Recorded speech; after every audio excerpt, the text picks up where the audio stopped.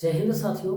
देखिए, आज आपके सामने कुछ ईडीएम वन वर्ड सब्स्टिट्यूशन के क्वेश्चंस दिख रहे होंगे और ये सभी क्वेश्चन एग्जाम में पूछा जा चुका है, चाहे एसएससी के कोई भी एग्जाम ले लीजिए और आने वाले एग्जाम के लिए भी काफ़ी इम्पोर्टेंट होता है, क्योंकि प्रीवियस ईयर पेपर कर कर जाना एग्जाम हॉल में आपके 60 to 70% सिलेबस को कवर करता है। इसीलिए आप इस क्वेश्चन को जो आपके सामने बता रहे हैं, इस क्वेश्चन को ध्यानपूर्वक सुनिएगा। हो सके जो नहीं याद होगा उसको आप लिख लीजिए, ठीक है ना, क्योंकि पूछेगा ही एग्जाम हॉल, ये निश्चित है। तो देखिए, आज हम 21 से लेकर 30 तक कंप्लीट करेंगे। फर्स्ट स्लाइड में 27 नंबर तक क्वेश्चन तक कंप्लीट है, 3 क्वेश्चन बाकी और बढ़ा देंगे। तो देखिए, पहला क्वेश्चन क्या है, ये बोल रहा है टू डू समथिंग या फिर to behave in a particular way या to perform a part in a play या फिर फिल्म फंक्शन।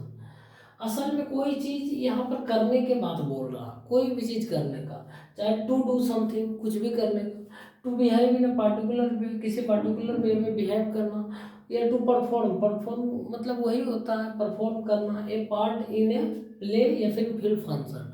तो इसका मतलब होता है एक्ट। एक्ट मतलब ACT है, एक्ट। एक्ट मतलब होता है कार्य करना, कार्य करना या काम करना, वही सेम चीज होता है। तो ध्यान रखिएगा, एक्ट मतलब जो होता है वो कार्य करना होता है, ठीक। नेक्स्ट जो है वो है मेक ए मशीन एक्टिव और ऑपरेटिव। तो यहाँ पर ध्यान दीजिएगा, मेक ए मशीन, एक मशीन है, इसका स्पेलिंग पूछा जाता है मशीनरी, ठीक है ना। MACHINERY होता है, MACHINERY। ध्यान रखिएगा, मशीनरी का spelling. Make a machine active और ऑपरेटिव, इसका मतलब होता है एक्टिवेट, मतलब सक्रिय करना, ठीक है ना, सक्रिय करना। तो यहाँ पर ये दो जो है ना बहुत इजी दिख रहा, कोई बात नहीं। नेक्स्ट जो है बोल रहा the ability to make good judgements and take quick decisions. मतलब किसी व्यक्ति के अंदर जो क्विक डिसीजन लेने की क्षमता हो और वो जो है ना अच्छा जजमेंट देता हो। अच्छा जजमेंट इन सेंस कि मतलब कोई भी चीज़ करता है ना तो वो एक्यूरेट सही होता है, ठीक ना। और क्विक चीज मतलब क्विक डिसीजन लेता है कोई भी चीज़ के मामले में, तो उसको हम बोलते हैं एक्यूमेन, ACUMEN। एक्यूमेन मतलब होता है ना कुशाग्र बुद्धि या तेज तर्रार, बालक बोलते हैं, तेज तर्रार मनुष्य बोल सकते हैं आप। तो कुशाग्र बुद्धि एक्यूमेन का मतलब होता है, ध्यान रखिएगा, बहुत ही पूछा जाता है एक्यूमेन, ठीक ना, एक्यूमेन। नेक्स्ट जो है वो है a person who is physically dependent on a substance और हार्मफुल ड्रग्स।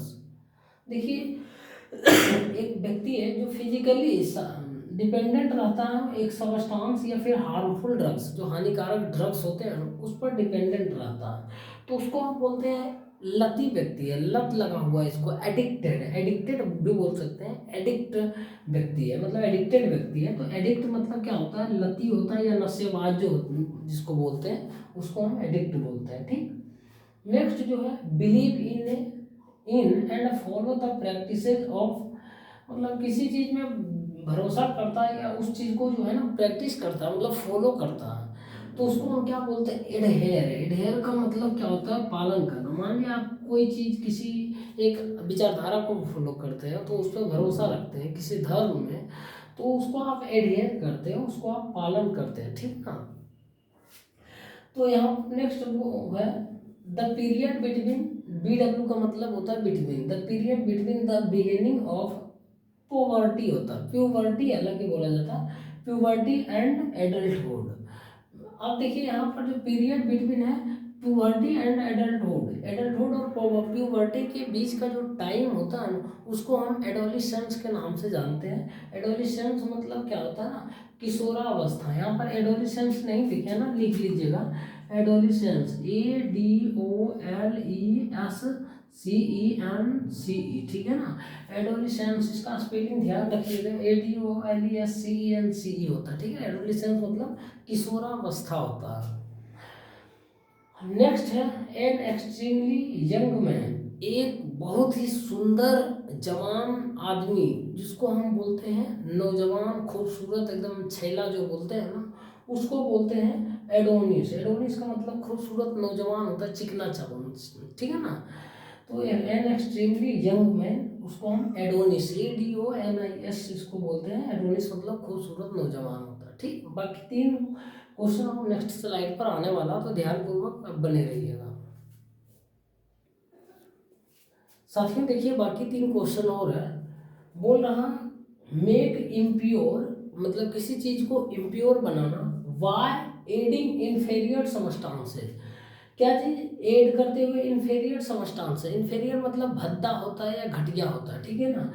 तो इन घटिया या सबस्टांसेस को मिलाकर जो इम्प्योर किया जाता है उसको हम क्या बोलते हैं, एडल्टरेट बोलते हैं। एडल्टरेट का मतलब होता है मिलावटी करना, मिलावट करना या मिलावटी करना, किसी भी प्योर चीज को इम्प्योर चीज, इम्प्योर में कन्वर्ट कर देना, ठीक है ना। जैसे आप दूध में पानी मिला देते हैं तो एडल्टरेट करते हैं। कोई मिठाई है उसमें मान लिया जाए छेना, उसमें आप मैदा मिला देते हैं तो क्या होता है, एडल्टरेट कर देते हैं, इम्प्योर कर देते हैं।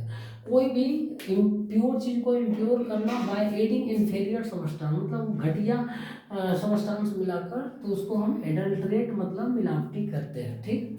नेक्स्ट जो है वो है ए पर्सन हु सपोर्ट्स, एक व्यक्ति जो सपोर्ट्स करता है, who supports and speaks in favour of something, किसी दूसरे के फेवर में बोलता हो या उसको सपोर्ट करता है, तो उसको हम एडवोकेट के नाम से जानते हैं, जिसका मतलब वकील होता है। आज आपको पता चला होगा कि एडवोकेट का असल में मीनिंग क्या होता है, यही होता है एडवोकेट का असल मीनिंग। एडवोकेट क्या होता है, वकील। क्या आप खुद अपना सुनता है कोर्ट में, अपना नहीं, दूसरे का ही तो वो समर्थन करता है, वकालत करता है, दूसरे के बारे में ही बोलता है, दूसरे का पक्ष रखता है, दूसरे को बचाने का प्रयास करता है। तो वही है a person who supports and speaks in favour of something, किसी के फेवर में ही तो बोलता है, भले इसके लिए पैसा ले वो अलग बात है। तो एडवोकेट, एडवोकेट मतलब होता है उसकी ओर समर्थन करना, ठीक है ना, वकालत करना है।